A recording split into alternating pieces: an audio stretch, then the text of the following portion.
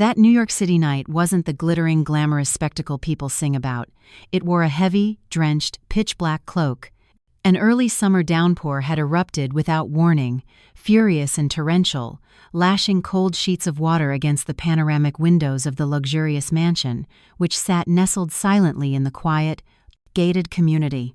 I, Grace, sat in the back of the car service, wearily leaning my head against the cool glass, watching the raindrops trace long, crooked paths like tears. My sudden business trip to Chicago had ended sooner than expected. Missing my husband, missing the warmth of my home, I booked the last flight back to New York without telling him, wanting to give him a small surprise. Ethan, my husband, was probably in his study working right now, or maybe he was already asleep. The thought of his handsome face, his warm smile, and his strong arms brought a sweet feeling that crept into my exhausted heart. 10 years. 10 years together, since I was a wide-eyed recent graduate, and he was the brilliant head of sales at my father's company. Our love had blossomed into a perfect marriage, becoming a fairy tale in the eyes of our friends. Ethan wasn't just a perfect husband, he was also an indispensable right-hand man. He had taken on the burden of my father's massive construction conglomerate, Sterling Holdings, after my father's sudden passing.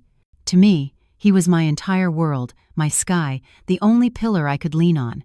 The car stopped in front of the familiar wrought iron gates. I smiled faintly, paid the driver, and let myself in quietly, trying not to make a sound. The whole mansion was dark, save for a single, pale yellow light from the living room. My mother, Eleanor, had probably gone to bed. She always had a habit of leaving a light on for those coming home late, but our master bedroom on the second floor was dark. My heart sank a little with disappointment. He was probably fast asleep. I tiptoed up the wooden staircase, my heart hammered with a giddy anticipation. I would sneak into the room, hug him from behind, and give him a surprise kiss. But just as my hand touched the cold brass doorknob of our bedroom, a strange sense of unease washed over me. The door was unlocked, and from the crack, sounds were spilling out. Sounds that I would never, ever be able to forget for the rest of my life. It wasn't Ethan's steady breathing as he slept. It was the sound of soft moans, of panting, lust-filled breaths, and the raw, slapping sound of flesh against flesh. Disgusting. My heart felt as if an invisible hand was squeezing it shut, and the blood in my veins turned to ice. My whole body began to tremble violently, not from the cold, but from a horrifying truth that was slowly, clearly materializing like a hideous monster. Through the narrow opening of the door, the faint glow from a bedside lamp illuminated our marital bed. And there, on the very bed where I slept every night, on the white linen sheets I had chosen myself, were two bodies, entwined. One was a man with a familiar, muscular back, my husband, Ethan, and the woman beneath him, with her long hair fanned out across the pillows, was none other than Chloe, the new 20-year-old au pair, a small-town girl brimming with ambition. I saw a bit of my younger self in her, and had taken her under my wing, hoping to mentor her. The world around me crumbled. The air was sucked out of my lungs. My ears were ringing, and the only thing I could hear was the frantic war drum beat of my own heart. Pain. A heart-wrenching pain, as if 1,000 needles were simultaneously stabbing my bleeding heart. The betrayal came from the man I loved most in the world, and the girl I had taken under my wing. Images of Chloe's innocent smile and demure manner, and Ethan's sweet words of love every morning, now flashed before my eyes like a mocking, silent film. It was a clumsy play, and I was the only fool who hadn't seen it. Jealousy and rage erupted inside me like a volcano. I wanted to storm in, to scream, to claw and tear those two despicable people into 100 pieces. My hands clenched into fists, my nails digging so deep into my palms that they drew blood. I was losing control. I had to catch them, to show the world their true faces. But just as I was about to shove the door wide open, a warm but unusually firm hand grasped my wrist, pulling me back. I spun around, startled. It was my mother.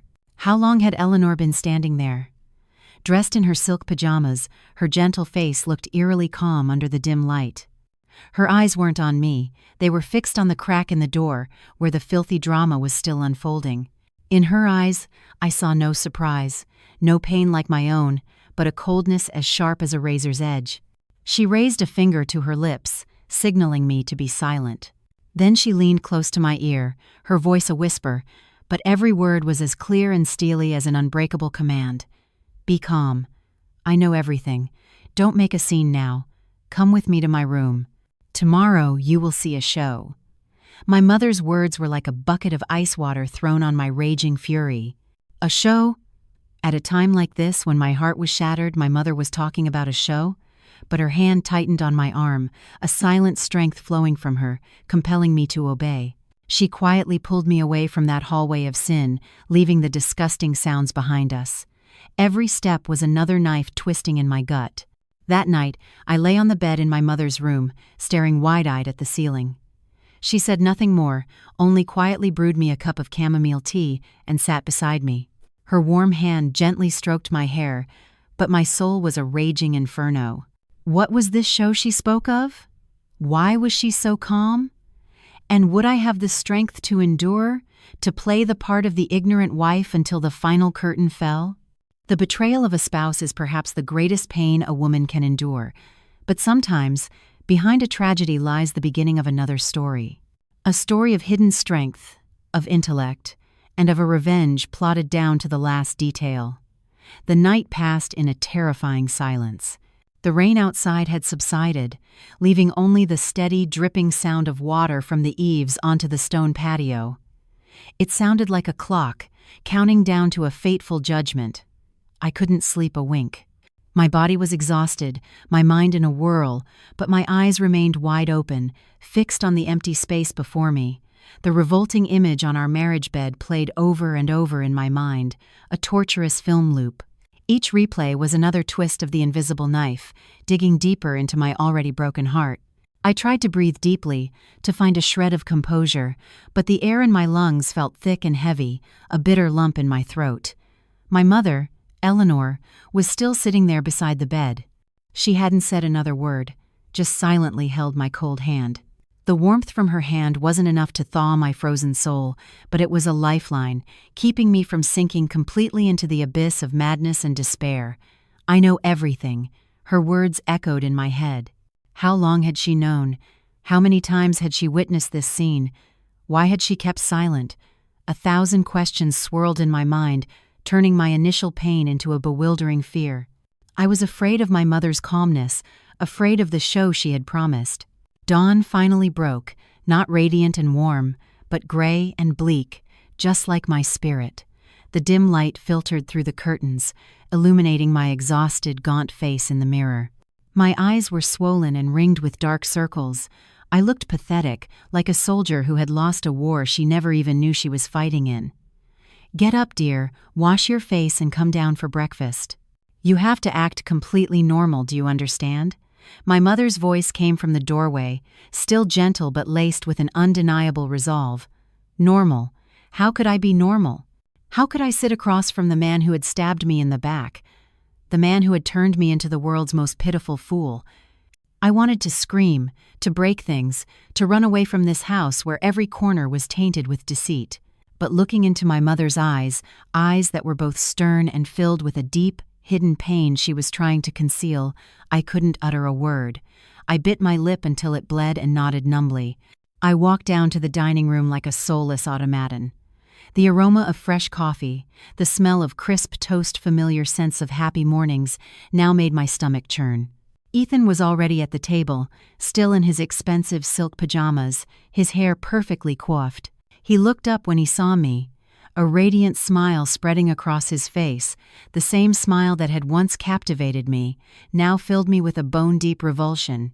"You're back. Why didn't you tell me? Was the trip tiring?" He stood up, walked over, and wrapped his arms around me, his voice as tender and concerned as if nothing had happened. I froze in his embrace. His familiar cologne was mixed with a strange scent, the scent of another woman still lingering on his body. It hit my nostrils, making my stomach clench. I fought back the urge to vomit and forced a weak smile. "I wanted to surprise you. I got in so late I was afraid you were asleep and didn't want to disturb you." Every word I spoke felt like thorns scraping my throat. Acting. I was acting. Playing the role of a happy, oblivious wife. Was this the first scene in my mother's play? What a surprise! I missed you like crazy. He whispered in my ear and placed a kiss on my forehead. A cold, filthy kiss. I shuddered and gently pushed him away. I need to wash up. I'm so tired from the trip. I found an excuse to escape his phony embrace and hurried to the bathroom. I turned the faucet on full blast, splashing cold water on my face, hoping it could wash away the nauseating feeling and clear my head. Looking in the mirror, I saw a stranger, a woman whose eyes were filled with hatred and despair. I have to do this, I told myself. I have to play my part perfectly. When I returned to the table, Chloe was just bringing out a plate of fried eggs. She wore her neat housekeeper's uniform, her hair in a braid that made her look innocent and pure. She bowed her head and greeted me in a tiny voice. "You're back, ma'am. Please have breakfast while it's hot." The same shy, honest demeanor. But now, beneath that facade, I saw a venomous snake, baring its fangs and mocking my stupidity. I saw the faint red mark on her neck, the lingering trace of a night of wild passion. The rage surged again. I wanted to flip the table, to hurl the hot plate of eggs right in her face, but my mother's gaze from across the table stopped me. She gave me a look as sharp as a warning. I took a deep breath, forcing down the bitter lump of anger in my throat. "Thank you, Chloe. You've worked hard." I said it. My voice was so calm it surprised even me. The most horrific breakfast of my life began. Ethan continued to play the part of a model husband. He put food on my plate, asked about my business trip, and told lame jokes. Chloe stood by, occasionally stealing glances at Ethan, glances full of meaning that, before, I would never have noticed. And my mother, she calmly enjoyed her breakfast, making occasional small talk. The three of them, a traitor, a seductress, and a mysterious mother, were weaving a perfect performance. I was the unwilling audience, both the victim and a player in my own tragedy. I couldn't swallow a single bite. Everything tasted bitter. I just drank a glass of orange juice, trying not to let them see anything was wrong. "What's the matter? You look pale. Do you want me to take you to the doctor?" Ethan feigned concern again. "I'm fine, probably just jet-lagged. I'll go up and rest for a bit." I quickly stood up, unable to bear it for another second. "Chloe, later on, bring Miss Grace a cup of chamomile tea in her room. Remember to add a little honey." My mother spoke up suddenly, her voice even. Chloe obediently agreed. I looked at my mother, not understanding. Why Chloe? Why make her bring me tea? Wasn't that just giving her and Ethan another opportunity? But I didn't dare to ask. I just walked upstairs silently, my heart heavy with doubt and fear. The bedroom door closed behind me, and I nearly collapsed. This room, once my sanctuary of happiness, now felt like every object was mocking me. The marriage bed, the wardrobe, the vanity, all witnesses to the lies. I sank to the floor, my hands covering my head, trying to sort through the chaos in my mind. What was my mother's play, really? Why was she making me endure this torture? Was my silence just enabling their sin, encouraging them to be bolder? And did this show even exist, or was it just a way to placate me and keep things from blowing up? The door opened softly. It was Chloe. She carried in the tray of chamomile tea, still wearing that obedient expression. But as soon as the door clicked shut, the smile on her lips changed. It became defiant, self-satisfied. She set the tea on the table and accidentally spilled some on the silk dress I was wearing. "Oh, I'm so sorry, ma'am. I'm so clumsy."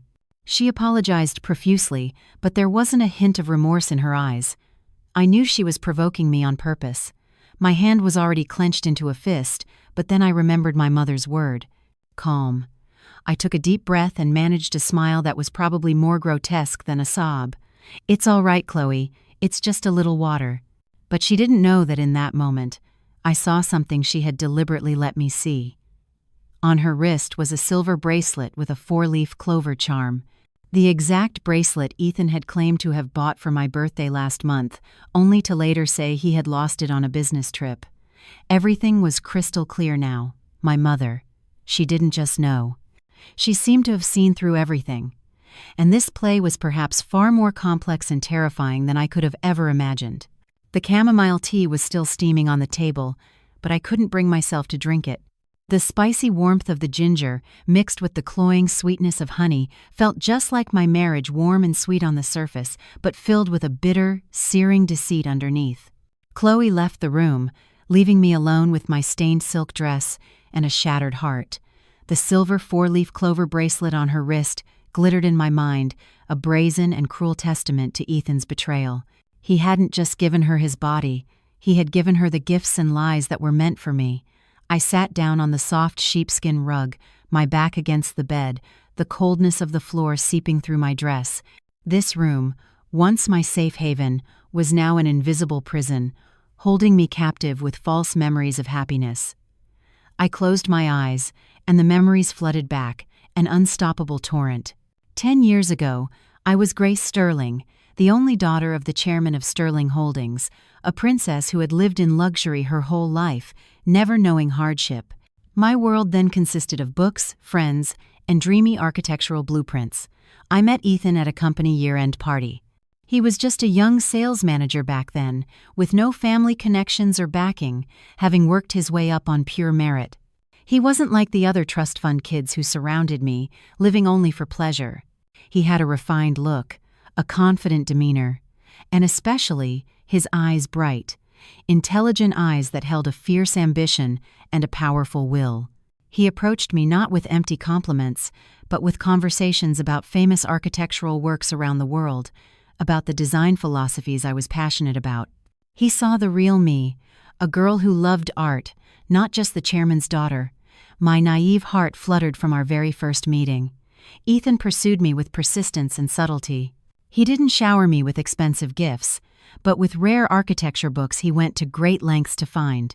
He spent afternoons with me, wandering through the historic buildings of New York City. He stayed up all night with me, sketching out crazy ideas. He won me over with his intellect, his understanding, and what seemed to be a completely sincere love. My father, a man who had navigated the ruthless business world his entire life, was initially wary. He was an excellent judge of character and saw the fire of ambition burning too brightly in Ethan's eyes. "Grace, that boy Ethan is smart, very smart," he once told me one evening as we sat in the garden. "But men who are too smart and too ambitious often don't make the best husbands. You need to think carefully." But I was blinded by love. I argued with my father, telling him he was being paranoid, that Ethan was the best man in the world.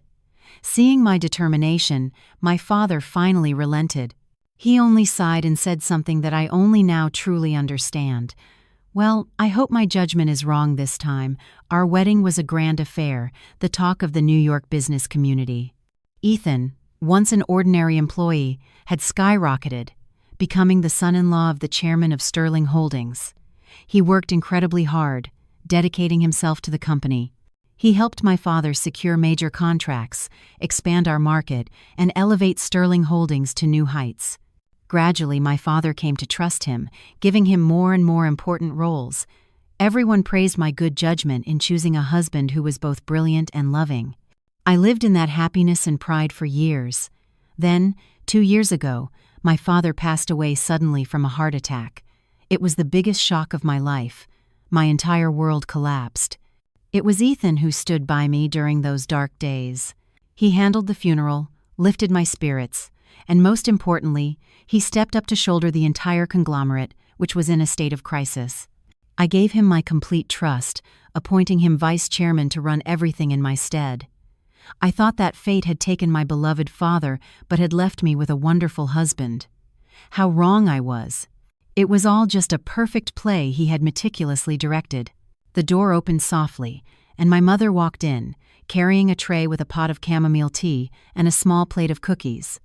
She placed the tray on the table and sat down beside me. "Have some tea to warm up. You've been up all night." Her voice was still gentle, but her eyes were full of worry. I looked at her, the resentment in my heart surging again. "Mom, why? Why are you so calm?" "How long have you known about this?" I asked, my voice choked with emotion. My mother didn't answer right away. She poured the tea, the delicate steam rising with the light apple-like scent of chamomile. She sighed softly, a sigh that carried a world of unspoken sorrow. "I started to suspect about a year ago." She began slowly. After your father passed, Ethan changed. He still acted loving towards you and respectful to me, but a woman, especially a mother, has a very keen intuition. I noticed him secretly taking phone calls, having sudden emergency meetings on weekends. There were also some questionable expenses, which he claimed were for entertaining clients, but I knew your father. When he was alive, his business was always clean. He never had those kinds of murky expenses. Then why didn't you tell me? I nearly screamed. If you had told me sooner, maybe I wouldn't have been so thoroughly deceived. My mother shook her head, her eyes filled with pity. Tell you? And would you have believed me? At that time you saw him as your entire world, the savior of our family. My words would have only made you think I was jealous of my son-in-law, trying to drive a wedge between you. Besides, I had no concrete proof then, only a gut feeling. I couldn't act recklessly. I fell silent. She was right. The Grace of a year ago would never have believed her.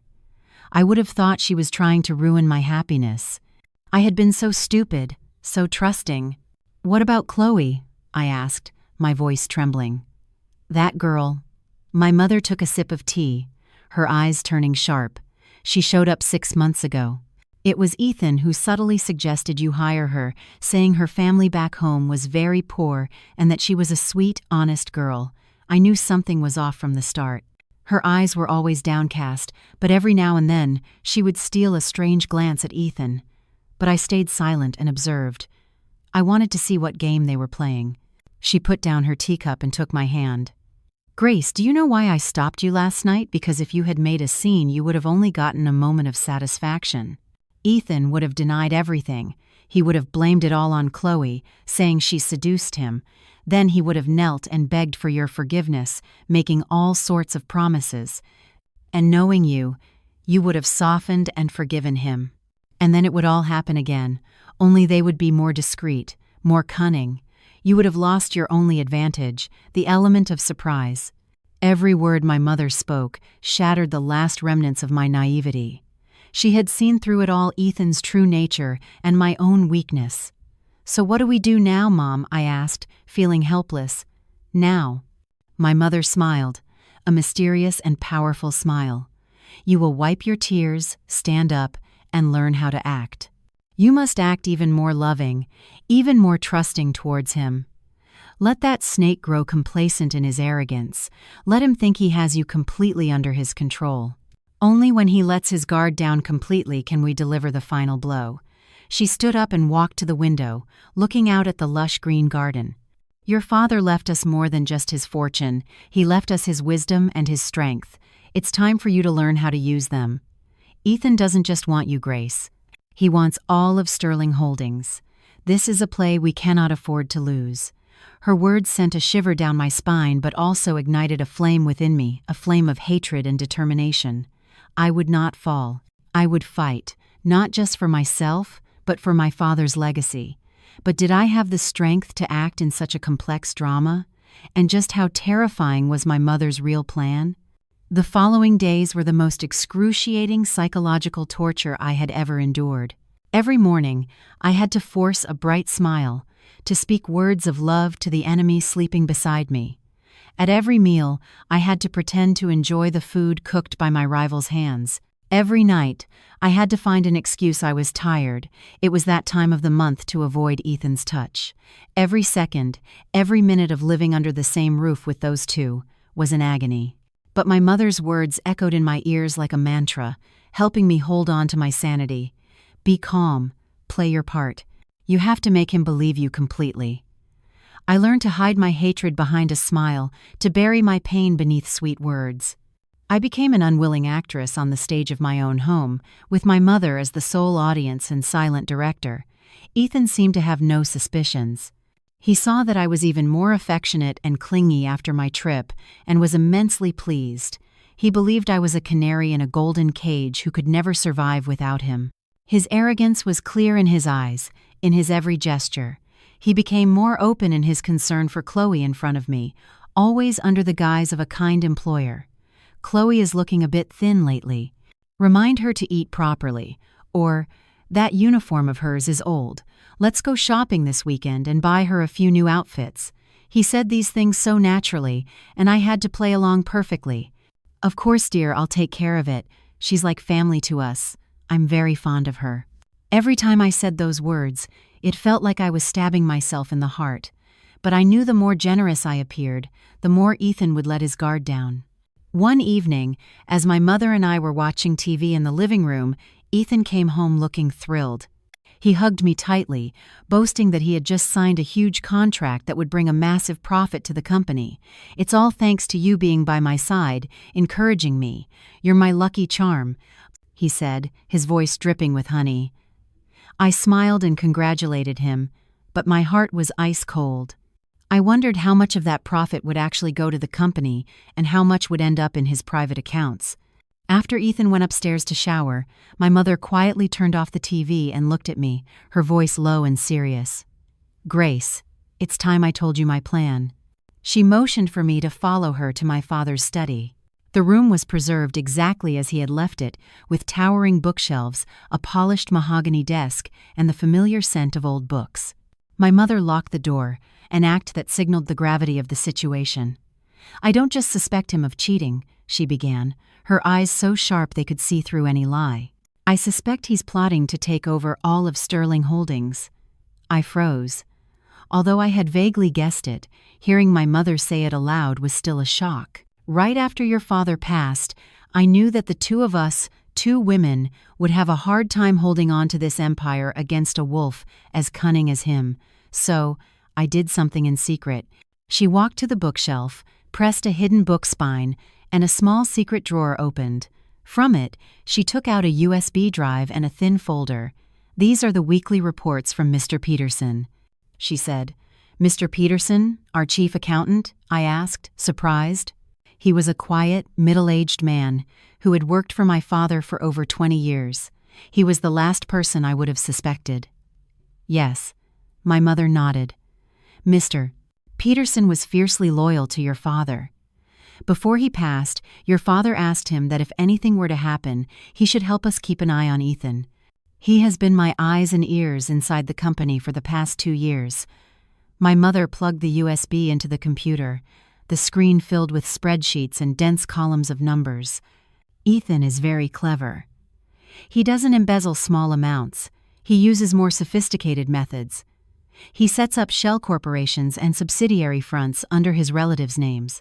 Then he uses these companies to sign contracts with Sterling Holdings, inflating material costs and creating phantom expenses. All the excess profit flows directly into his pocket. He's slowly bleeding the company dry so that by the time we realize it, it will be too late." My mother's words were like hammer blows to my head. I couldn't believe it. The husband I trusted completely was capable of such a monstrous betrayal. He hadn't just cheated on me, he was destroying my father's life's work. "Then why don't we expose him right now?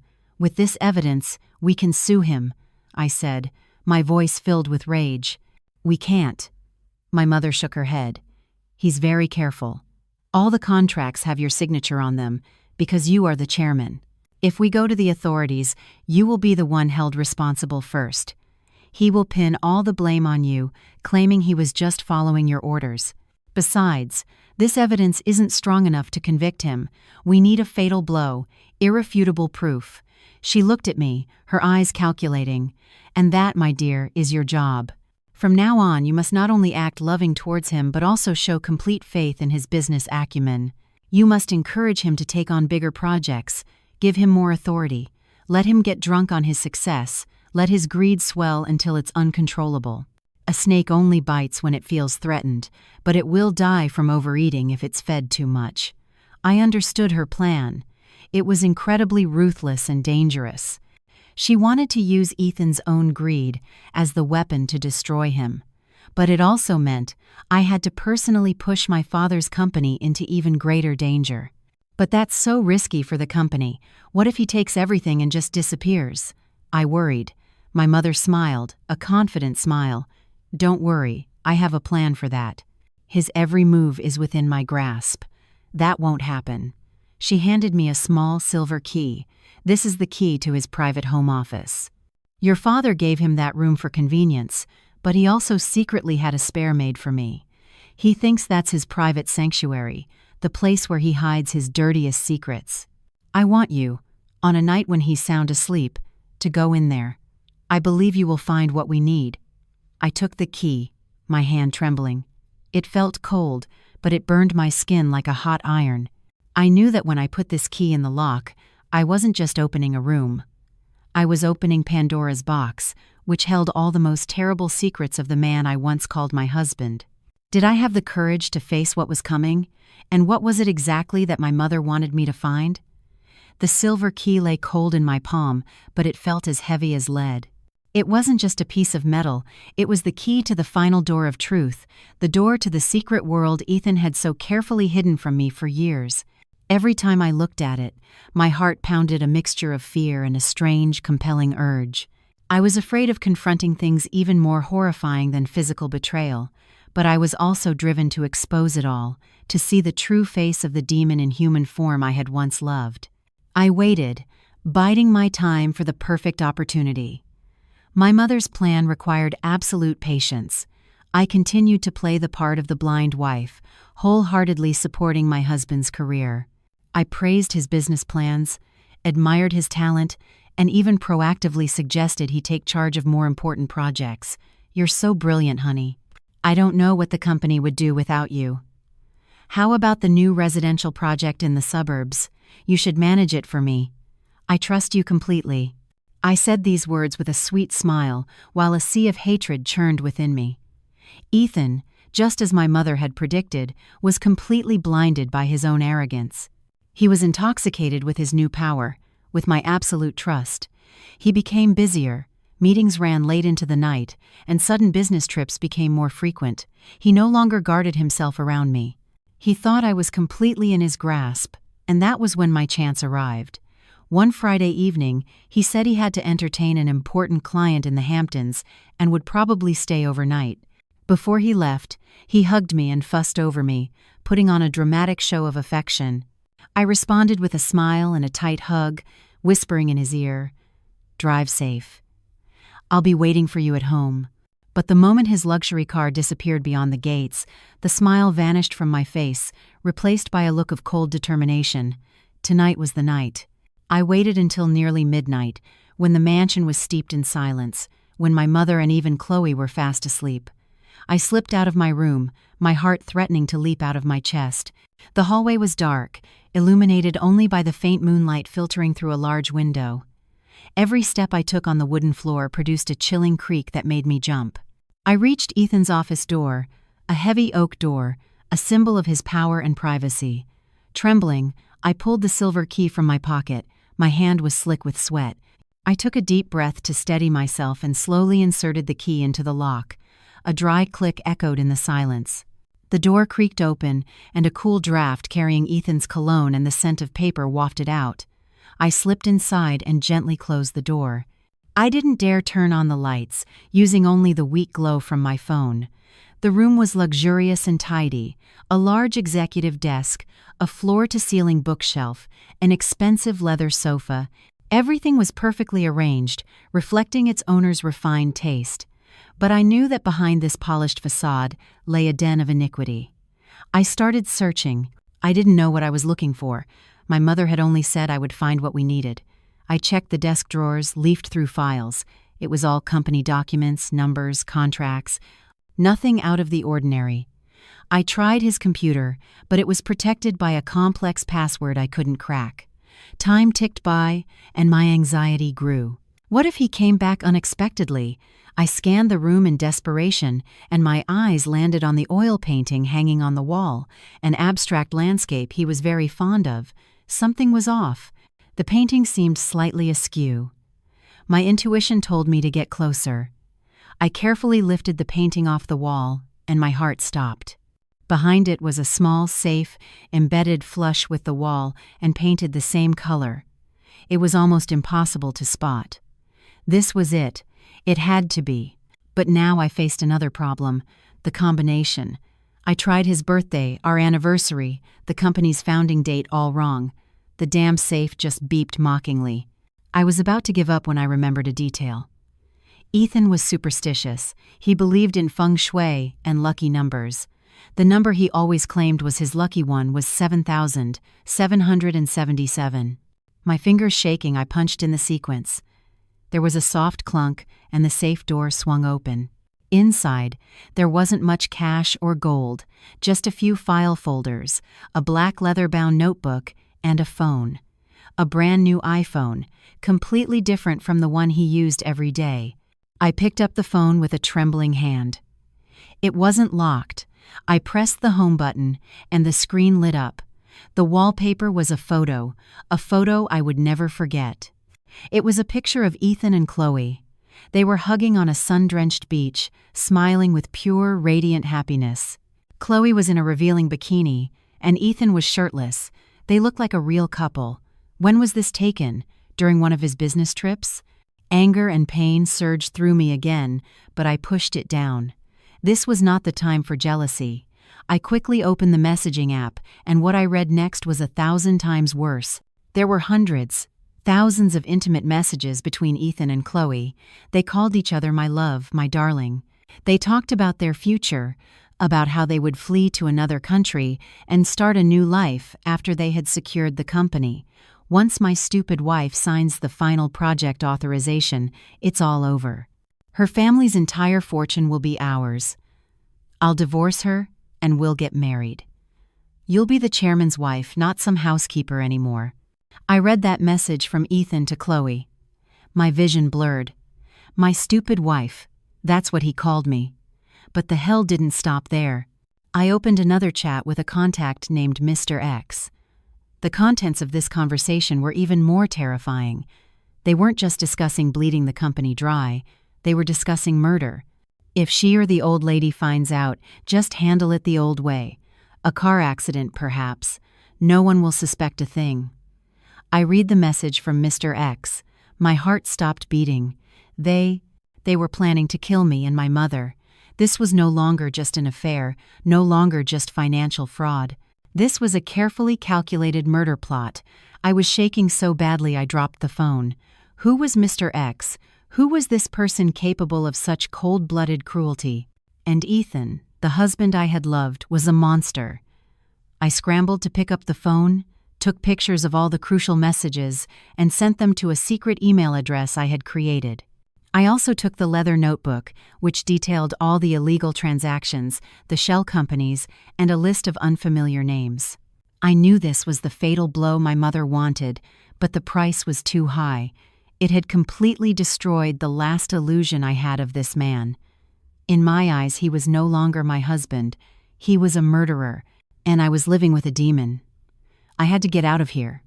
I had to protect my mother at all costs. I returned to my room in a daze, my body cold as if I had just walked through death's door. My hands, clutching the leather notebook and Ethan's secret phone, wouldn't stop shaking. The messages, the numbers, the cruel plans danced before my eyes, morphing into hideous monsters ready to devour my mother and me. Handle it the old way. A car accident. The words of the mysterious Mr. X seared a permanent scar into my mind. My father. He died of a sudden heart attack. But was that really what happened? Or was that also the old way they had talked about? A horrifying thought flashed through my mind, and I could barely breathe. No, it couldn't be. Ethan, as despicable as he was, couldn't be that evil. My father had given him everything. I tried to dismiss the insane thought, but the seed of doubt had been planted, and it was taking root, spreading through my terrified soul. I quickly hid the notebook and phone in the most discreet place I could find in my closet, at the bottom of an old jewelry box I never used. Then I snuck back into Ethan's office and put everything back exactly as it was, leaving no trace. I did it all mechanically, like a pre-programmed robot. My mind was screaming at me to stay calm, to stick to my mother's plan, but my heart was shattering into a million pieces. The man I had once loved, the man I had entrusted my life to, was a true monster. The next morning, Ethan returned, still wearing his cheerful mask, still speaking his sweet words. He brought me a silk scarf, a gift from the Hamptons. I took it and smiled my thanks, but all I felt was disgust. Was this scarf also bought with money stolen from my father's company? Or was it a last-minute gift to cover up a night of passion with that other woman? I didn't know, and I no longer wanted to. The only thing I knew was that I had to act, and my performance had to be flawless, the role of a happy, foolish wife. And it seems that when a person hits rock bottom, they find a strange sort of calm. I played my part brilliantly. I accepted the gift with joy. I asked about his trip. I even feigned a cute sort of jealousy. "Did any beautiful women try to catch your eye while you were away?" He laughed loudly and pulled me into his arms. "No one is as beautiful and wonderful as my wife." Those shameless lies, which once would have made me happy, now just made me sick to my stomach. But I wasn't the only one acting. After Ethan returned, Chloe became more and more audacious. She knew Ethan was smitten with her, that her position in the house was solidifying. She dropped her shy, obedient act. She started to behave arrogantly, subtly challenging me. She accidentally broke the antique vase my father had given me. She mistakenly added too much salt to my favorite soup. She even dared to wear one of my nightgowns, parading around the house as if she were the lady of the manor. Each act was a blatant provocation. One time, while I was working in the study, she brought in a cup of coffee. Instead of placing it on the desk, she handed it directly to me. As I took it, she suddenly let go, and the entire cup of hot coffee spilled all over my laptop and a stack of important documents. "Oh, I'm so sorry, ma'am. I'm so sorry." My hand just started shaking. She apologized profusely, but in her eyes I saw an unmistakable gleam of satisfaction. My laptop sizzled and went black. All my work was on it. The rage inside me exploded. I was about to give her a stinging slap, but just then, Ethan came downstairs.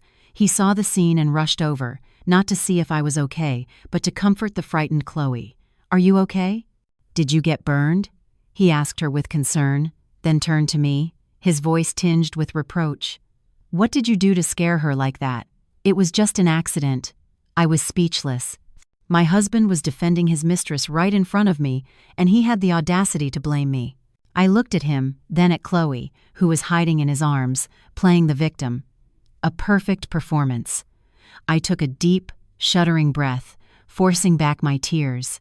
I managed a smile that was probably more terrifying than a cry. "I'm fine, it's just a laptop." I guess I was a bit harsh with her, so she got scared. "It's all right, Chloe.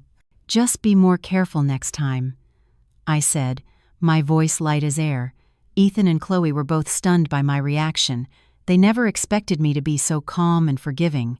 Ethan breathed a sigh of relief, while Chloe looked at me with a newfound wariness.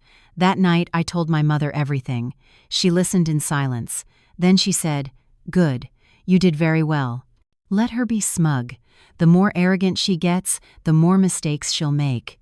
As for the laptop, don't worry. I already backed up all the important data onto a separate hard drive." I was amazed. Everything was part of my mother's calculations. She was like a master chess player, always several moves ahead of her opponent, quietly observing and waiting for the right moment to checkmate. "But Mom, I'm scared I can't take it anymore," I said, my voice weary. Every day is torture. My mother pulled me into her arms. "Be strong, my dear. The final act is coming soon. I promise you, for everything we've had to endure, I will make them pay 100, 1,000 times over." Her words gave me strength. I knew I wasn't alone. Ethan and Chloe's plan was accelerating. Ethan started talking to me about a massive investment project, a luxury resort complex in the Bahamas. He painted a beautiful picture of enormous profits, calling it a once-in-a-lifetime opportunity to take Sterling Holdings global. He needed me, as the chairman, to sign a power of attorney granting him full authority over all aspects of the project, from raising capital and signing contracts to land transfers. I knew this was the final trap. This was his way to legally drain the last of the company's funds. If I signed, I would be handing over my father's entire legacy, but I also knew this was the fatal blow my mother was waiting for. What should I do? Sign or not sign? This decision would affect not just the fate of the company, but the very lives of my mother and me.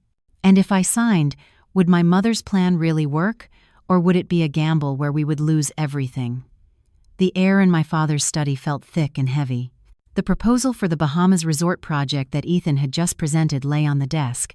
The profit figures danced before my eyes, mocking my supposed stupidity.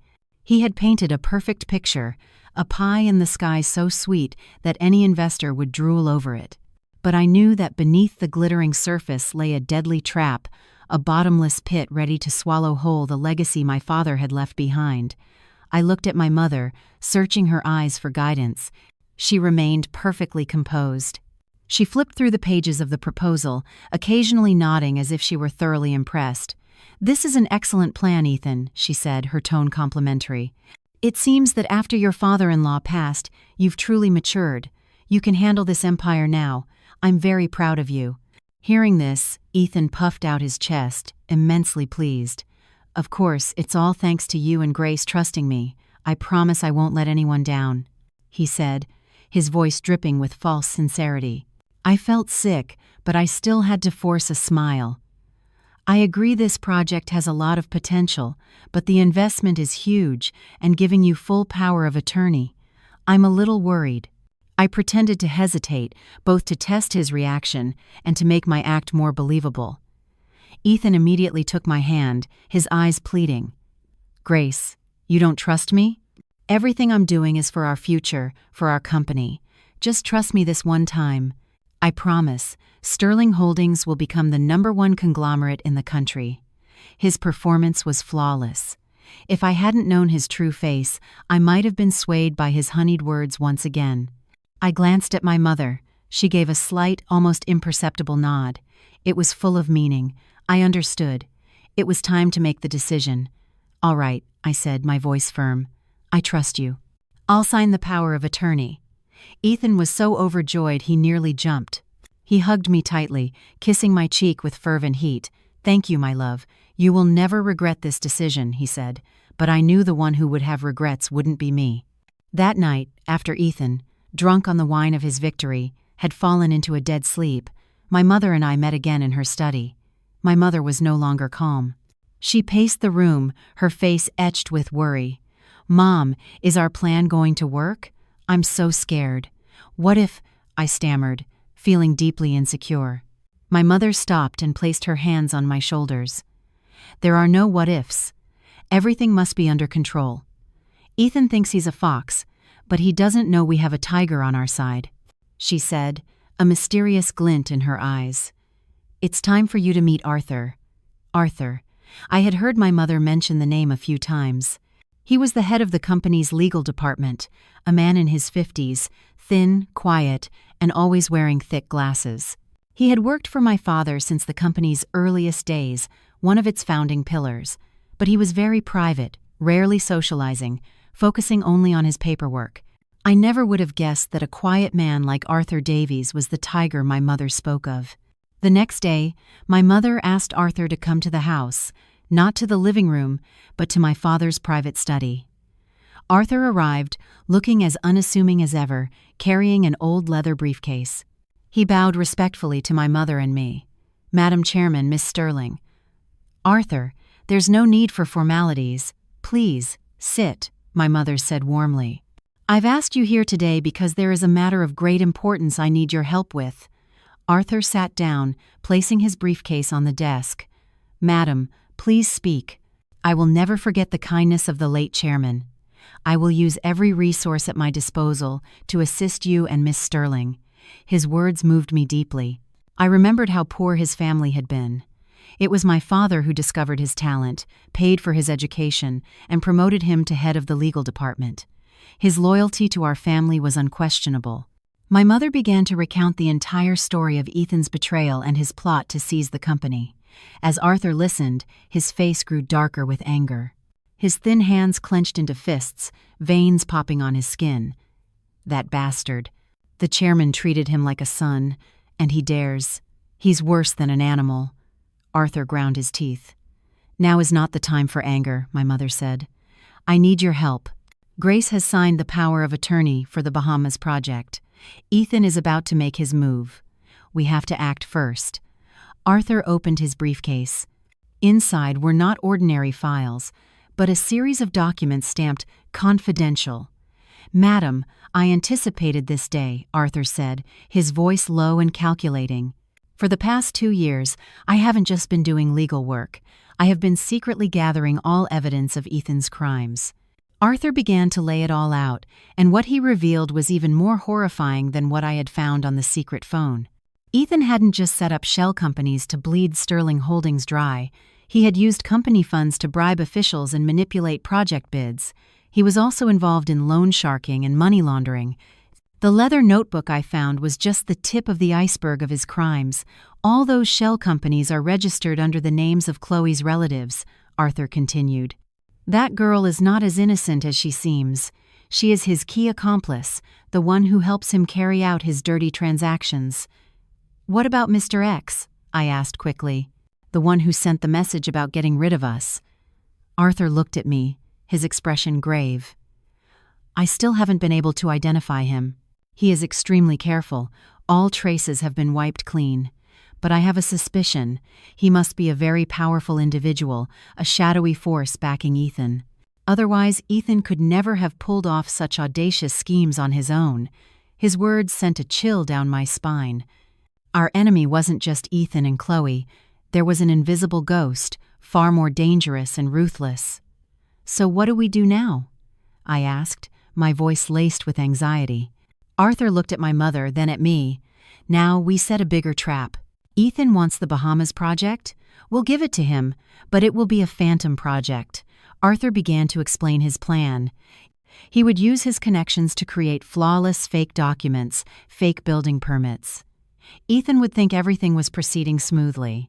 He would pour all the illicit money he had siphoned, plus funds raised from loan sharks, into this ghost project. "When he has invested everything, when he has no way out," Arthur said, his eyes flashing with a cold light, "that's when we'll pull the rug out from under him. We won't just get back what we lost, we'll send him and his entire crew to prison."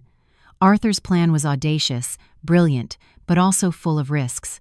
If Ethan discovered even the smallest flaw, the consequences would be unimaginable. "But how can we fool a cunning fox like him?" I asked. My mother smiled. "That's where our performance comes in. You continue to play the part of the foolish wife who adores her husband, urge him to move forward with the project quickly, act desperate for those huge profits. Greed will blind him. It will make him too careless to tell what's real and what's fake." I nodded, my heart a mix of fear and a strange excitement. I was no longer a weak victim. I was part of the plan, a lead actress in the takedown of a traitor. But the question of Mr. X still lingered in my mind. Who was he? And would he see the trap we were setting? This war, it seemed, had opponents we couldn't even see yet. In the days following my meeting with Arthur, I felt like I was walking a tightrope over a chasm. Every step had to be measured, every word and smile carefully calculated. My mother and I had officially entered a war of wits, a chess game where one wrong move could cost us everything. But strangely, I no longer felt the fear I had before. In its place was a cold, steely calm. Perhaps when you've seen the depths of betrayal, you have nothing left to lose. I slipped into my role perfectly. I feigned immense excitement for the Bahamas project. Every day, I asked Ethan about its progress. "Honey, how's our project coming along? I heard land prices in the Bahamas are soaring. We have to hurry or we'll miss our chance," I said. My tone, a mix of naive excitement and the practicality of someone who only thinks about money. Ethan, just as predicted, was completely taken in. He boasted about the powerful connections he'd made, how the paperwork was being expedited. He had no idea that the officials he was meeting, the partners he was signing with, were all actors hired by Arthur. Arthur, with his vast network and deep legal knowledge, had created a flawless stage play. The fake land titles, the counterfeit construction permits, the bogus investment contracts, everything was so meticulously crafted, it was undetectable. Ethan was utterly convinced he was sitting on a gold mine. His greed grew daily. He not only used the money siphoned from Sterling Holdings, but also began mortgaging company assets, including our mansion, to borrow more from banks and loan sharks. He wanted to hoard the entire project for himself, unwilling to share the profits with anyone. While Ethan was busy with his sweet trap, Chloe was not idle. Thinking the day she would become the chairman's wife was near, she dropped all pretense. In the house, when my mother wasn't around, she openly flirted with Ethan right in front of me, treating me like I was invisible. Once, she even sat in my chair at the head of the dining table, mimicking my posture, and asked Ethan, "Honey, do I look good sitting here?" Ethan just laughed indulgently. I remained silent, eating my food, but a fire of hatred raged within me. "Go ahead and laugh," I told myself. "Soon enough, you'll both be crying." Meanwhile, my mother and Mr. Peterson at the office were moving silently. As chief accountant, Mr. Peterson secretly copied all documents and invoices related to the funds Ethan poured into the Phantom project. My mother used her own connections to investigate Mr. X, but he remained a ghost, leaving no trace. This only deepened our anxiety. Who was he, and why did he want to help Ethan destroy us? Did Sterling Holdings have a secret we didn't know? One evening, Ethan came home in a state of euphoria. He announced that all the formalities were complete. The next day, he would make the final transaction, transferring a massive sum to the project's developer to officially break ground. "Grace, tomorrow will be a historic day." He hugged me, his voice trembling with excitement. "After tomorrow, we'll be the richest people in New York City." I feigned joy, but my heart was hammering against my ribs. Tomorrow, the final judgment was at hand. "Then we have to celebrate tonight," I said, my voice playful. "I'll cook all your favorite dishes myself." He happily agreed. I went to the kitchen, but not to cook. I called my mother to tell her the big fish was about to take the bait. Her response was brief. "Good. Everything is ready. Stick to the plan." I hung up and took a deep breath. Tonight would be the last night I had to endure this charade. That evening, I was the perfect wife. I cooked Ethan's favorite foods. I poured him wine and whispered sweet nothings. He drank heavily, drunk on wine and victory. He had no idea that the wine he was drinking was a condemned man's last drink. After dinner, Ethan stumbled upstairs, drunk. Chloe scurried after him, claiming to be helping the boss to his room. I sat alone in the vast dining room, looking at the leftover food, feeling empty. I felt no joy at my impending revenge, only an endless exhaustion. 10 years. 10 years of my youth, love, and trust had been invested in such a man. I stood up and went upstairs. I didn't go to my bedroom, where I knew the filthy play was likely being reenacted. I went to my father's study. I sat in his chair, my hand stroking the cool wood of the desk. "Dad, are you watching? Your daughter isn't weak. I will protect what you left behind. I promise," I whispered into the darkness. The next morning, Ethan was up early. He wore a sharp suit, looking ecstatic. He said he was going to the bank to make the transaction. Before leaving, he turned to hug me. "Wait for my good news at home, my future chairwoman." He winked at me suggestively. I just smiled and nodded. As soon as Ethan's car left, my phone vibrated. It was my mother. "It's time, dear." Her voice was cold and decisive. I took a deep breath. The final act, the one I had waited so long for, had officially begun. But would everything go according to plan? Or would the old fox Ethan realize something at the last minute? And the ghost, Mr. X, would he appear to save him? The suspense was unbearable. I knew that in just a few short hours all our fates would be sealed. The moment I received the signal from my mother, the gears of our revenge plan began to turn with the speed and precision of a well-oiled machine. I was no longer alone in the house. Arthur and 2 young lawyers from his team were with me. My father's study had been transformed into a command center. Computer monitors glowed with streams of data and complex financial charts. The air was tense, but there was no chaos. Everyone knew their role. Arthur, with his usual solemn expression, now exuded the decisive air of a general commanding a battle. "Miss Sterling, Ethan has just arrived at the bank," one of the young lawyers reported, his eyes glued to a tracking screen. "Our system shows he is initiating a transfer of $50 million to an account for Golden Key Investments, LLC. Golden Key was the shell corporation Arthur had created, complete with a phantom CEO and a non-existent staff. $50 million. The number stunned me. It was nearly all of Sterling Holdings' remaining liquid assets, plus all the money he had borrowed. He had gone all in, betting everything on this final hand. Good, Arthur nodded, a cold smile briefly touching his lips. Let the transfer go through. The second it's complete, freeze that account. Simultaneously, send our entire evidence portfolio to the district attorney's office and the FBI. We're going to hit him so fast he won't have time to react. Meanwhile, elsewhere in the city, Chloe was having her own moment of triumph. Thinking Ethan had succeeded and her day of ascension had arrived, she had asked for the day off to visit family. But she wasn't visiting anyone. My mother's people had followed her and reported back that she was at a high-end mall on Fifth Avenue.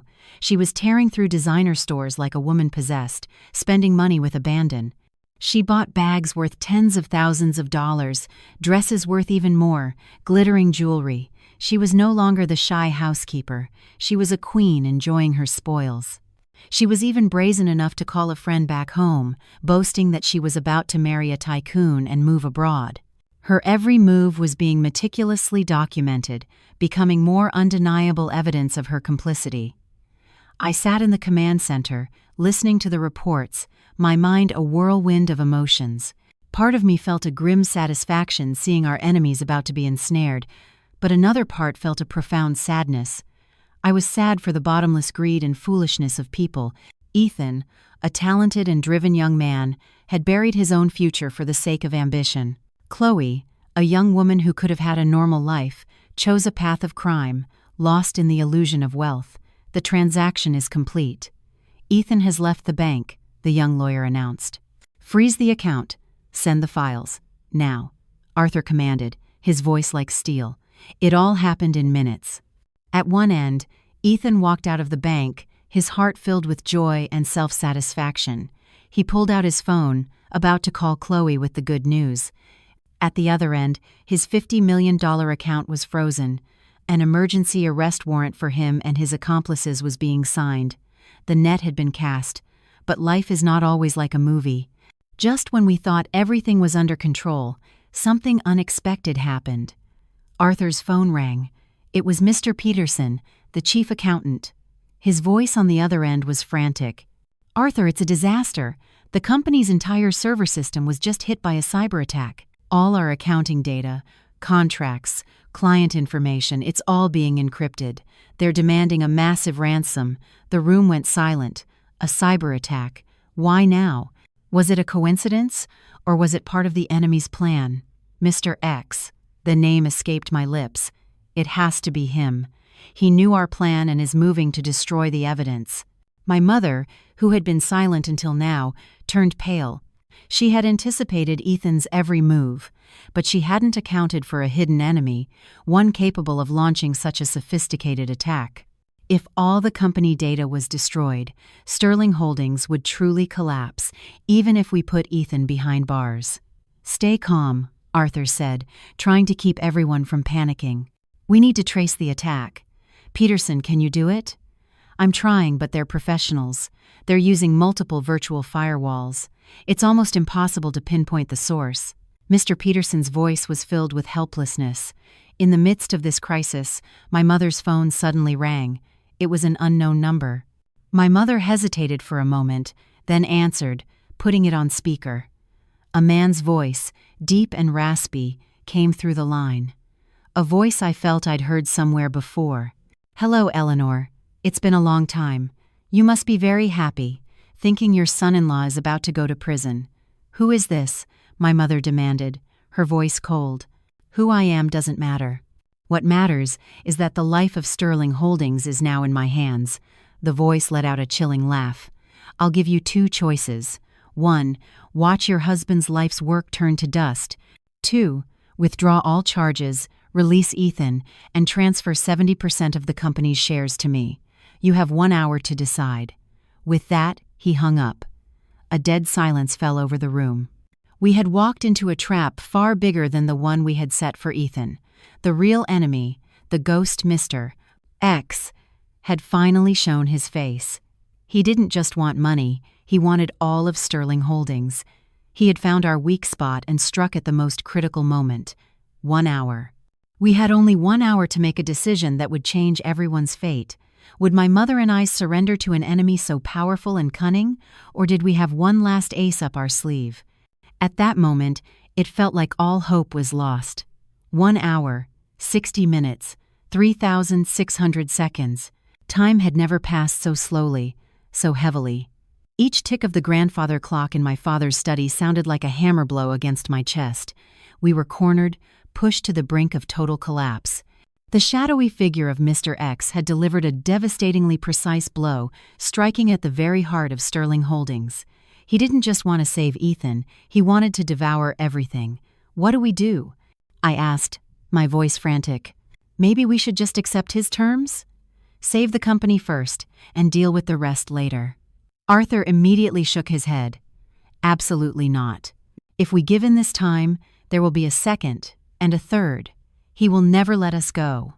Handing over 70% of the shares is no different from feeding Sterling Holdings to a wolf. But if we don't, all the data will be wiped, and the company will collapse anyway. We'll lose everything. I practically screamed in frustration. The atmosphere in the room was suffocating. All eyes turned to my mother, waiting for her final decision. My mother, who had remained silent through all of this, now wore a strange expression. She wasn't panicking. She wasn't distraught. In her eyes, I saw a chilling calm, a terrifying sharpness. She slowly stood up and walked to the window, looking down at the garden my father used to tend. He calculated everything perfectly, she said, her voice low and steady. He knows our weak spot is the legacy your father left behind. He thinks we won't dare to risk it. He was right about how much the company means to us, but he was wrong about one thing. She turned to face us, a mysterious smile playing on her lips. He was wrong about your father, and about me. What do you mean, Mom? I asked, bewildered. My mother walked over to my father's desk. She stroked its surface, her eyes full of affection. Your father was a visionary. He knew that business is war, and that there are always villains lurking in the shadows. He never put all his eggs in one basket. She bent down and tapped a delicately carved pattern on the leg of the desk. A small click sounded, and a secret drawer I never knew existed slid open. Inside was not gold or important documents, but an old satellite phone and a small notebook. "What is this?" I asked. "This, my dear, is your father's Plan B," my mother said with pride. "This phone connects directly to an independent server system located overseas. The most critical data of Sterling Holdings, from its founding days until last month, is securely backed up there, completely isolated from the company's internal network. Mr. X's attack can only destroy our current data. It can never touch the true heart of Sterling Holdings." Arthur and I were stunned into silence. We couldn't believe it. My father had prepared for the worst-case scenario long ago. He was like a brilliant general who had anticipated his enemy's every move. So we're saved?" I stammered, tears of relief and happiness beginning to fall. "Not just saved," my mother said, her eyes flashing with a cold light. "We can counterattack. He thinks he holds all the cards. He's waiting for us to call and beg. But he doesn't know that his own phone call will be the evidence that condemns him." She picked up the satellite phone. "Arthur, get the recording device ready. Grace, you need to sound panicked, desperate. We're going to perform one last play for him." I took a deep breath, trying to compose myself. I understood my mother's plan. We would pretend to accept his demands, stall for time, and record the entire conversation as evidence. My mother redialed Mr. X's number. "Hello," the raspy voice answered again. "So, have you decided?" "I don't have all day." We agree," my mother said, her voice trembling perfectly. "Please, just spare Sterling Holdings. We'll drop the lawsuit and transfer the 70%, but how can we trust you?" "Huh!" He laughed triumphantly. "You're in no position to make demands. Fine. To put your minds at ease, I will come in person to collect the transfer agreement. Tonight, at 8 o'clock, at your birthday party. I think it's a fitting occasion to introduce the new chairman of Sterling Holdings, don't you?"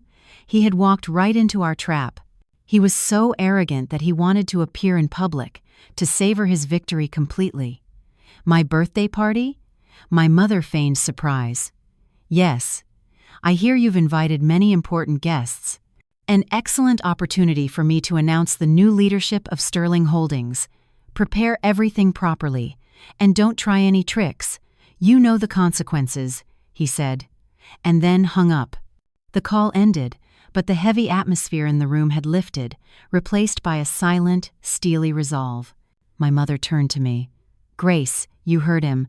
The show I promised you will take place tonight, at my own birthday party." I nodded, not a trace of fear left in me.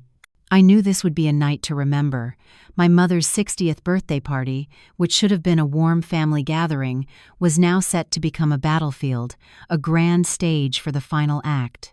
Everything was prepared in a rush. My mother still had the mansion lavishly decorated and sent out invitations to close friends and business partners. But alongside these preparations, another plan was quietly unfolding. Arthur contacted an elite task force from the city's police department, the best and most trusted officers. They would be disguised as waiters and security staff at the party, ready to act on command. As I looked at the guest list my mother had prepared, I realized something. She hadn't just invited close friends. She had invited prominent journalists and media figures.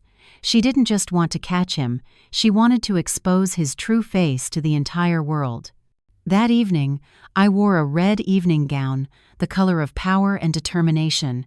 My mother wore an elegant deep blue velvet gown, the kind you'd see on a runway, elegant and regal. We stood before the mirror, looking at our reflections. We were no longer weak, weeping women. We were warriors, ready for the final battle. "Ready, dear?" my mother asked. I squeezed her hand. Ready. The fateful party had begun.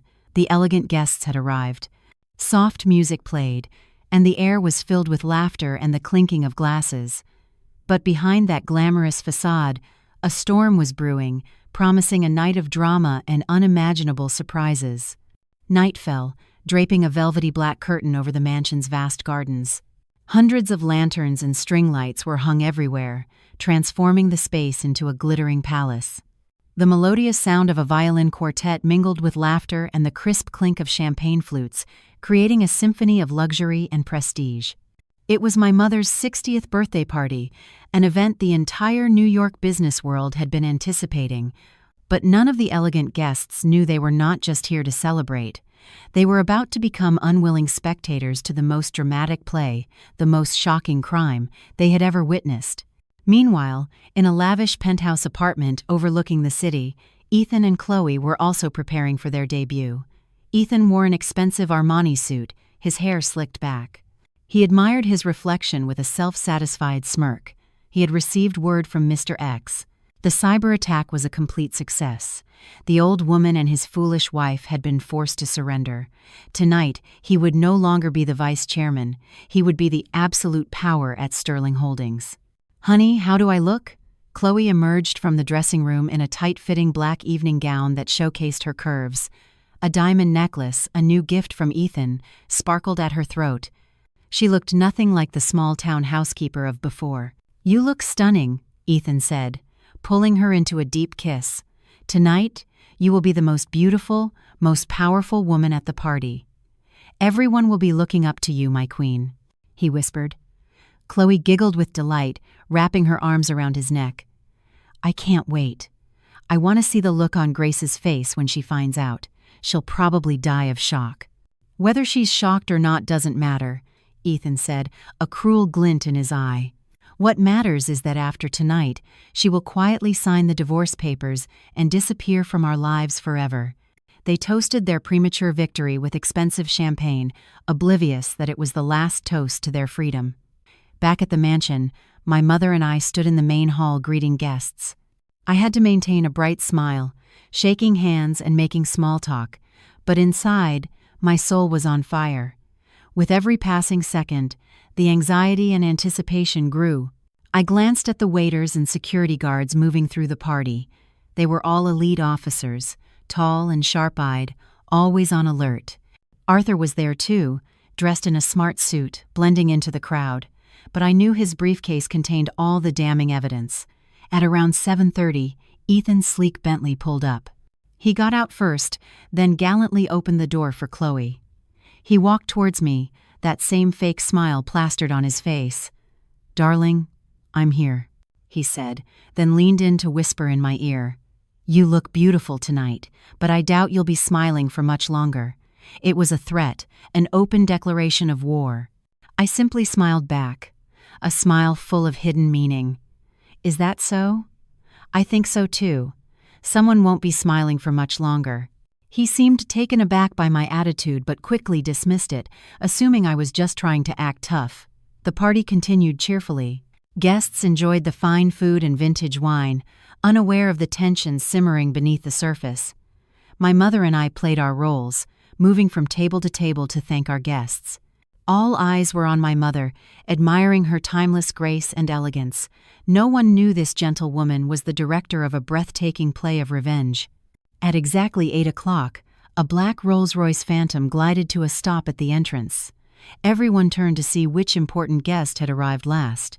The door opened, and a middle-aged man stepped out. He was dressed in a tailored gray suit, with a kind face and gold-rimmed glasses. He looked every bit the successful, intellectual businessman. But when I saw him, my entire body froze. The blood stopped flowing in my veins. I recognized him. That deep, raspy voice from the threatening phone call belonged to him, Mr. X. But what was more horrifying was that this man was no stranger to my family. He was Uncle Jack, my father's best friend, a man I had always respected and called Uncle. He was a member of Sterling Holdings' board of directors, the one who had always been there to support my mother and me after my father's death. It can't be him. My mind reeled. Why? Why him? Someone so close, someone my father trusted most, was the wolf leading the pack, the mastermind behind it all. When my mother saw Jack Callahan, her expression flickered for a second, but she quickly regained her composure. She stepped forward, smiling warmly. "Jack, thank you for coming to my birthday." "Happy birthday, Eleanor," Uncle Jack smiled back, a benevolent, fatherly smile. But in his eyes, I saw an unconcealable look of triumph and malice. Ethan hurried over to greet him. "Uncle Jack, I'm so glad you could make it." "Well done, son," Uncle Jack clapped Ethan on the shoulder. "Tonight is your big night." They walked inside together. The three of them, the mastermind, the traitor, and the vixen stood together, laughing and talking. The sight caused me a pain even greater than when I had caught Ethan and Chloe. Betrayal from a stranger is one thing, but betrayal from someone you considered family is the deadliest blow. I looked at my mother and saw that her calm facade was gone, replaced by a deep pain and a searing hatred. She squeezed my hand, and it was ice cold. Tonight was not just a revenge plot. It was a life-or-death confrontation with the very person we had once trusted and loved the most. And I knew that after tonight, nothing would ever be the same again. The storm had just begun. The party continued, but for me, it had become a living hell. Every smile, every toast from the guests felt hollow and fake. My mind was consumed by the truth that had just been revealed. Uncle Jack, my father's best friend, the uncle I revered, was the monster, Mr. X. All the scattered pieces suddenly clicked into a single, terrifying picture of a conspiracy that had been perfectly planned and hidden for years. I remembered all the times Uncle Jack had visited, the advice he had given us after my father died. "Don't you two worry. I'm here. I won't let anyone take advantage of you. Ethan is a talented boy. Trust him with the company. He'll do a great job." All those words, those gestures of concern, now came back to me like daggers to the heart. He wasn't our protector. He was the wolf, patiently waiting to tear his prey apart. I saw Ethan and Uncle Jack standing together in a corner, holding wine glasses, talking animatedly. They looked as close as father and son. One was the puppet, the other the puppeteer.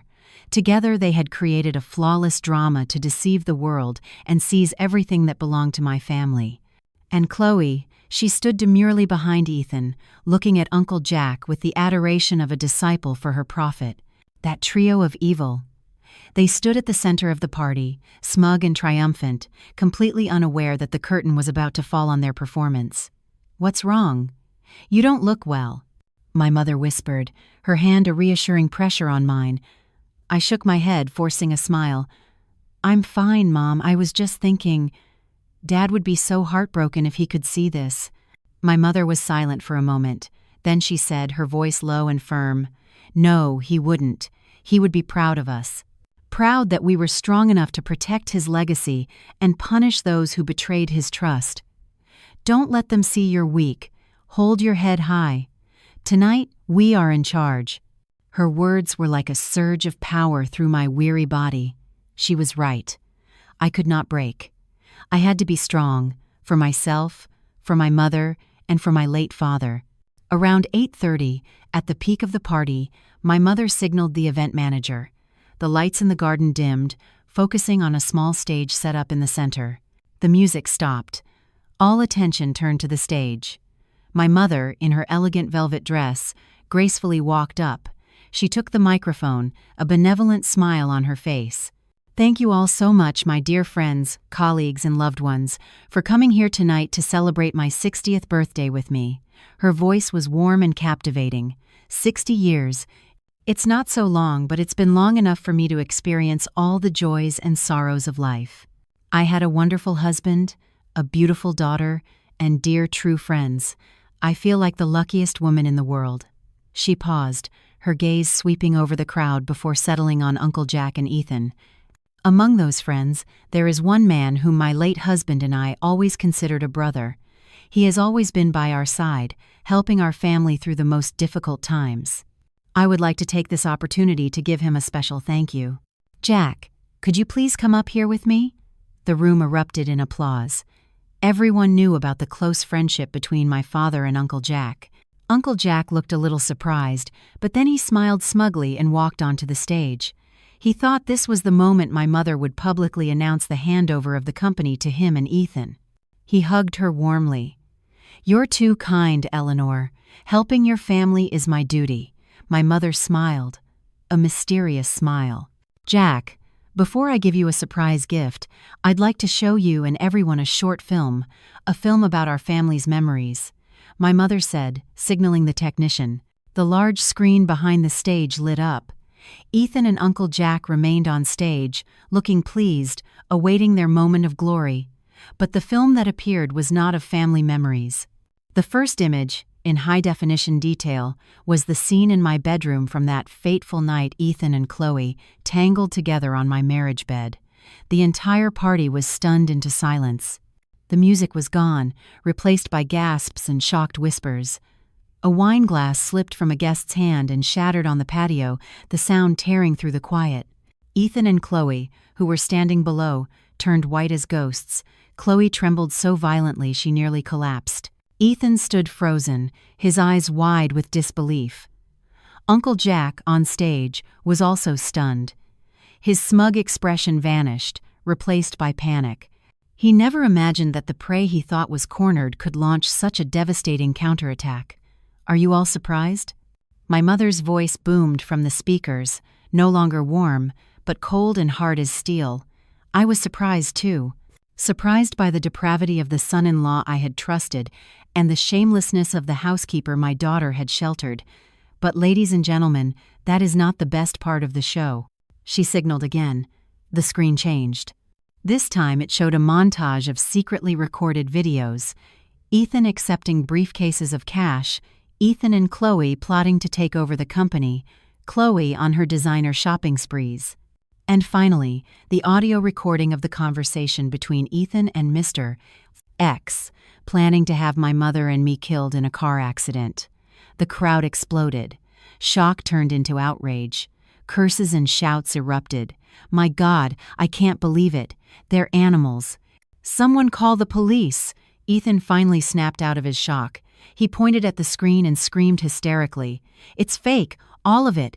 It's her. She framed me. Don't believe her. Uncle Jack also grabbed a microphone. Everyone, please calm down.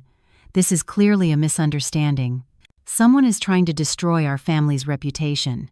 He tried to calm the crowd, but the tremor in his voice betrayed his fear. A misunderstanding? Destruction? My mother laughed, a cold, bitter laugh. Then I wonder how Mr. Callahan will explain this next video. The screen changed one last time. And what appeared next silenced Uncle Jack completely and sent a wave of horror through the entire audience. It was not just a film clip, it was irrefutable proof. A terrible secret, buried for years, was about to be dragged into the light. The party had transformed into a public tribunal.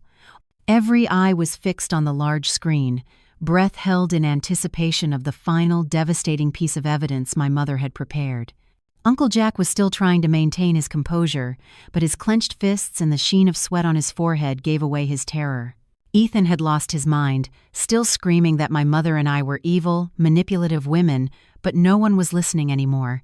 Then, the screen flickered to life. The footage was grainy and black and white from an old security camera. The angle was high, showing a hospital corridor.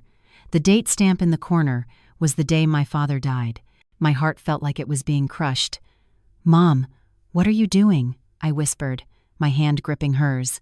She didn't answer, her eyes locked on the screen, filled with a pain and hatred that had been suppressed for 2 long years. The video showed my mother and me, sobbing uncontrollably outside the emergency room. A doctor emerged, shook his head, and delivered the news. My mother fainted, and I collapsed in despair. I remembered it all, but then the camera panned to a blind spot near a fire exit. 2 figures were standing there, talking. Though the image was blurry, I could make out Ethan and, with him, Uncle Jack. They didn't know that an old, seemingly broken camera was silently recording their every move. In the silent footage, I couldn't hear their words, but I saw Uncle Jack hand Ethan a small, dark brown vial. Ethan took it, nodded, and quickly pocketed it. Then, Uncle Jack patted him on the shoulder, a gesture full of meaning, before they both quickly walked away in opposite directions. The video ended, but the silence that followed was more terrifying than any scream. Everyone understood what that little vial was. Jack, my mother's voice was a roar, no longer the gentle matriarch but a lioness robbed of her mate. "Do you have anything to say? What was in that vial? Was it the same special heart medication you told me to give my husband every day? The medicine you claimed was the best, imported from Europe, but was actually a slow-acting poison designed to gradually destroy his heart?" Each of my mother's words was a sledgehammer blow to Uncle Jack. He staggered backward, his face ashen. "No, that's a lie. It was just a vitamin," he stammered, trying to deny it. "A vitamin?" My mother's laugh was chilling. "Then what is this forensic report?" she signaled to Arthur. He stepped forward and projected a document onto the screen, an official police forensics report. "Ladies and gentlemen, after the chairman's passing, Madam Sterling had her suspicions. She secretly requested a forensic analysis of the medicine Mr. Callahan had provided. The results show it contained a highly toxic substance that, with long-term use, causes acute heart failure and sudden death, with symptoms identical to a natural heart attack." At that moment, it was all over. Uncle Jack had nothing left to say. He knew he had lost. His perfect, years-long plot to commit murder and seize a fortune was exposed in the most humiliating way possible. "Why? Why would you do this to my father?" I screamed, tears streaming down my face. "He treated you like a brother. Are you even human?" Uncle Jack looked up at me, his eyes no longer benevolent, but filled with a crazed hatred and jealousy. "Brother? Ha!" He laughed manically. He was always the big brother, and I was just the little one. He was always the successful one, the one everyone admired, while I was just his shadow. I gave more to Sterling Holdings than he ever did. That chairman's seat should have been mine. Everything he had should have been mine. Jealousy had turned a man into a monster. "And you dog!" He whirled on Ethan. "You were just a pawn in my game. You thought you could be chairman? Fool! Once this was done, I was going to make you disappear, just like your father-in-law." Ethan, who was still reeling from the revelation of Uncle Jack's crime, completely crumbled at those words. He realized he was just a tool, to be used and discarded. He had sold his soul to the devil, only to be betrayed in the end. Just then, the waiters and security guards moved as one. They drew their weapons and swiftly subdued Uncle Jack and Ethan. The wail of police sirens grew louder outside. The birthday party had become a crime scene. Guests scrambled in panic, trying to get away. Only my mother, Arthur, and I remained, standing in the chaos. I watched as Uncle Jack and Ethan were handcuffed and led away. I felt no triumph, only a vast, hollow emptiness. The man I had loved, the uncle I had respected, were murderers. Chloe had fainted at some point and was lying in a heap on the floor. The police took her away too. The play was over. The villains had been brought to justice, but the wounds they had left in my heart might never heal. I threw my arms around my mother and sobbed like a child. She held me, stroking my trembling back. "It's over, my dear. It's all over." "We won," she said. "But I knew that in this war there were no real winners. We were all losers in the tragedy of our own lives." The storm passed, leaving devastation in its wake. The magnificent mansion, so full of life and laughter just last night, was now shrouded in a funereal silence. The decorative ribbons still hung in place, looking forlorn and out of place. Shattered glasses and half-eaten plates of food were the silent witnesses to a night that had irrevocably altered so many lives. My mother and I sat in the living room, neither of us speaking. The morning sun streamed in, but it couldn't dispel the cold, somber atmosphere. The play had ended, the villains were captured, but the fallout was immense. The pain, the shock, the disgust, it all swirled together, a heavy, invisible weight on my soul. The case of Ethan and Uncle Jack created a media firestorm. Headlines screamed from every newsstand and website, "Portrait of a Devil's ONINL, a W and the plot to steal a fortune. Murder shakes business world. 30-year friendship ends with a poisoned pill. The powerful matriarch and the birthday party revenge plot." My name, my mother's, Ethan's, and Uncle Jack's were everywhere. People praised our intelligence and courage. They condemned the cruelty of the perpetrators. Sterling Holdings was thrown into turmoil. The stock price plummeted. Partners grew anxious. Projects stalled. The empire my father had spent his life building was on the verge of collapse.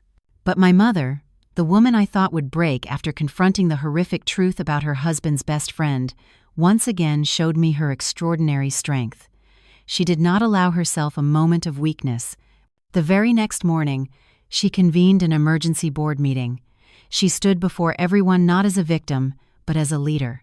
She laid out the entire truth, admitted to management oversights, and presented a comprehensive plan to restructure the company. "Sterling Holdings has weathered a hurricane, but after the storm comes the sun," she said, her voice firm and powerful. "I, Eleanor Sterling, will officially resume my role as chairman of the board, and together with my daughter Grace, we will rebuild this company. We will prove to everyone that Sterling Holdings was built on sweat, tears, and integrity, not on filthy schemes." My mother's speech rekindled everyone's faith. Under her leadership, with the tireless help of Arthur and our loyal employees, Sterling Holdings slowly began to recover. I threw myself into work as a way to escape the pain. I was no longer the weak, dependent princess. I learned to read financial reports, to negotiate with partners, to manage people. I grew up, an adulthood bought with tears and scars that would never fade. The trial of Ethan, Uncle Jack, and Chloe took place a few months later. I had to face them one last time. Ethan looked haggard and broken, a shadow of his former self. He kept his head down, unable to look at me. Uncle Jack remained cold, but his eyes were empty of arrogance, filled only with a void. Chloe just wept, begging for forgiveness, but it was far too late. With the irrefutable evidence, the verdicts were delivered. Uncle Jack was sentenced to life in prison without the possibility of parole for conspiracy to commit murder and fraud. Ethan received a life sentence for his role as an accomplice and for massive fraud. Chloe received a substantial prison term for her part. Justice was served, but as I heard the sentences read, I felt no joy. I only felt a profound sadness. A love, a friendship, all had ended in such a tragic, ugly way. After the trial, I received a letter from Ethan, sent from prison. He didn't apologize or ask for forgiveness. He wrote about how he had always felt inadequate and insecure since joining my family. He was jealous of my father, jealous of everything I had. He wanted to prove he was better, that he deserved more. Greed and envy had turned him into a monster. Life for my mother and me slowly returned to normal, a new normal, without Ethan, without the fake smiles. The mansion felt emptier, but also more peaceful. After stabilizing the company, my mother handed most of the day-to-day operations over to me. She spent her time tending her rose garden, reading, and doing charity work. One afternoon, my mother and I went to visit my father's grave. It was on a quiet hill, overlooking the Hudson River. We placed a bouquet of white chrysanthemums, his favorite, on the headstone. "David, we're here to see you," my mother said, her voice thick with emotion. "Rest in peace, my love. The wicked have been punished. Your legacy, your daughter. I have protected them." I stood beside her, saying a silent prayer. "Dad, I'm sorry," I whispered. "I'm sorry for being weak, for being blind. But please believe me, I'm different now. I will live a good life. I will carry your legacy, and I will never let anyone hurt Mom or destroy what you built." A gentle breeze blew, carrying the scent of the grass. And in that moment, I could almost hear my father smiling.